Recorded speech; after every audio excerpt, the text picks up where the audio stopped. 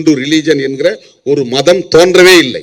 இதை உருவாக்கியவர் யார் என்று சொல்ல முடியாது. இஸ்லாத்தை உருவாக்கியவர் நபிகள் நாயகம், கிறிஸ்தவத்தை உருவாக்கியவர் இயேசு பெருமான், பௌத்தத்தை உருவாக்கியவர் கௌதம புத்தர், சமணத்தை உருவாக்கியவர் மகாவீரர், இந்து மதத்தை உருவாக்கியவர் யாருன்னே தெரியாது. கேட்டா என்ன சொல்லுவாங்க, இது 50,000 வருஷங்களுக்கு முன்னால உருவானது, அதனால இது யார் உருவாக்கினாங்க தெரியாது. 5 லட்சம் வருஷத்துக்கு முன்னால உருவானது, யார் உருவாக்குனாங்க தெரியாது. நம்ம இருக்கிறது 21ஆம் நூற்றாண்டு, 200 ஆண்டுகளுக்கு முன்னால ஏற்பட்ட மாற்றம் தான் ஹிந்து ரிலீஜன் என்கிற ஒரு மதம் தோன்றவே இல்லை.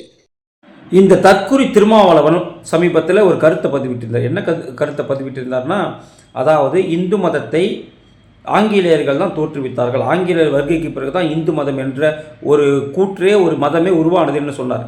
நான் என்ன அவரை கேட்குறேன்னாக்கா, நீங்கள் தான் சொன்னீங்க உலகத்திலேயே இஸ்லாம் மதத்தை தோற்றுவித்தவர் நபிகள் நாயகம், கிறிஸ்தவ மதத்தை தோற்றுவித்தவர் இயேசுநாதர், அப்போ புத்த மதத்தை தோற்றுவித்தவர் கௌதம புத்தர். அப்போ இவங்க 3 பேருமே இந்த மதத்தை உருவாக்குவதற்கு முன்னால் அல்லது தோற்றுவிப்பதற்கு முன்னால் எந்த மதத்தில் இருந்தார்கள் ஒரு கேள்வி வரும். ஏன்னா நீங்கள் தான் சொன்னீங்க இந்து மதத்திற்கான ஒரு வரலாறு கிடையாது, இந்து மதத்தை உருவாக்கியவர் யார் என்று தெரியாது, நீங்கள் தான் சொன்னீங்க. அப்போ இந்த மதத்தை உருவாக்கியவர்கள் இவர்கள் 3 பேர் என்றால், இவர்கள் இந்த மதத்தை உருவாக்குவதற்கு முன்னால் இவர்கள் எந்த மதத்தை சார்ந்தவராக இருந்தார்கள் ஒரு கேள்வி வருமா வராதா?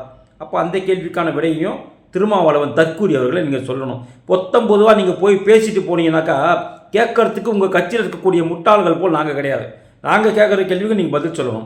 அப்போ இந்து மதத்திற்கு வரலாறு கிடையாது, இந்து மதம் யார் தோற்றுவித்தார்கள் தெரியாது என்று சொல்லும் நீங்கள், இந்த மதத்தை தோற்றுவித்த இந்த 3வரும் இதற்கு முன்னால் எந்த மதத்தில் இருந்தார்கள், அதுக்கு முன்னால் இருந்த மக்கள் எந்த மதத்தை தழுவினார்கள், எந்த மதத்தை கடைபிடித்தார்கள் என்ற ஒரு வரலாறு இருக்கணும்ல, அதையும் சேர்த்து சொல்லுங்கள்.